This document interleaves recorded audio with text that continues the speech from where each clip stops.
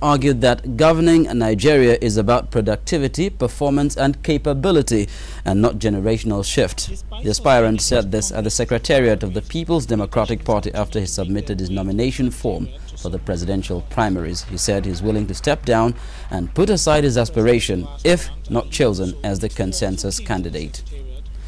Still on politics, for the second time in as many days, a call has been made for an attitudinal change on the part of Nigerians for corruption to be eliminated. This time it's coming from Governor Aliu Babangida of Niger State. He says corruption permeates all strata of society, from the common man to top government officials, and wants everyone to check the menace. Still on politics, the leadership crisis rocking the All-Progressive Grand Alliance may have come to an end, with the Independent National Electoral Commission recognizing the leadership of Mr. Victor Ome as national chairman. In a letter to the party signed by the Secretary to the Commission, Abdullahi Kogama, the Commission says it has reviewed the issues relating to the leadership tussle and resolves to agree with the verdict of the courts. On the foreign scene, President Goodluck Jonathan will be addressing the 65th United Nations General Assembly today in New York. A program of events for the General Assembly indicates that Dr. Jonathan, who arrived in the United States on Wednesday, is scheduled to speak during the debate. President Jonathan is accompanied on the trip by the Foreign Affairs Minister, Mr. Oden Ajumogobia, who is expected to represent the President at the UN Millennium Development Goals Summit on Monday. And Japan is to release a Chinese fishing boat captain whose arrest 2 weeks ago led to the worst row with Beijing in years. The Japanese authorities had accused Zhang Qixiong of deliberately ramming 2 patrol vessels near the disputed islands in the Chinese Sea. The move came after 4 Japanese men were detained in China on suspicion of illegally filming in a military area. Well, those were the news headlines and involving 2 aspiring and incumbent CEOs. And as well as CEOs. Charles, thank you very much. See you at 11. And do have a great weekend. Let's talk about the largest offer of listing on the stock exchange, 50-year history. The Dangote Cement PLC is worth about 2.3 trillion naira. This is what almost 14 billion US dollars.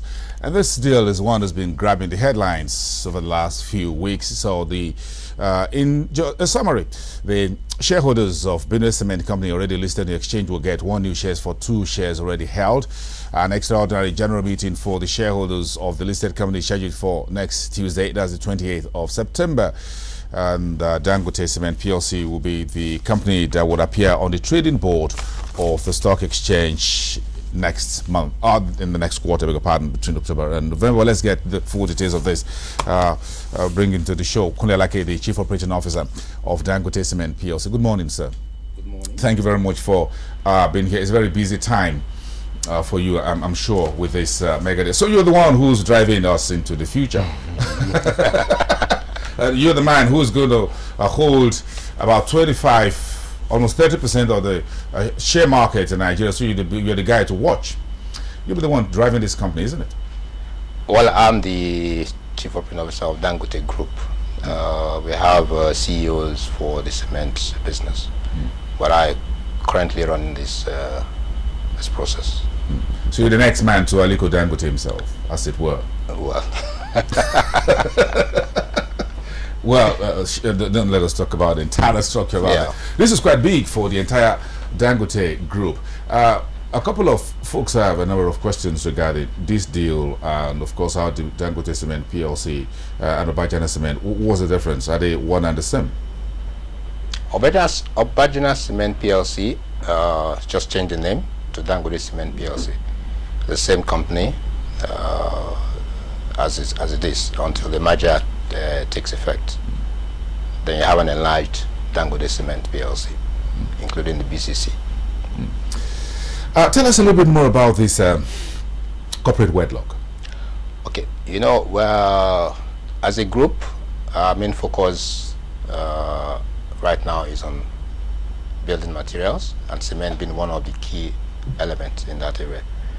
And we decided that given the volume and the size of the business that we run as Dangote Group, and also investment in BCC, there's a need to put together these two entities so we can have one big organization that will focus on the cement business in Nigeria and also in Africa. You don't want to operate two separate or three separate cement companies. Why not? You lose the synergies of having one single entity. You lose efficiencies because then you're not enjoying the economies of scale that you can bring into focus. Today, sales of two entities is the same product, is one item, and you can actually centralize a lot of services that will allow you to enjoy these economies of scale and bring down your cost of doing business. And mind you, BCC for us, we own 75% or 74.77% of BCC. So in effect, you have a business that is almost 4 times BCC, and then you have BCC. So why do you want to keep separate management to run the two businesses?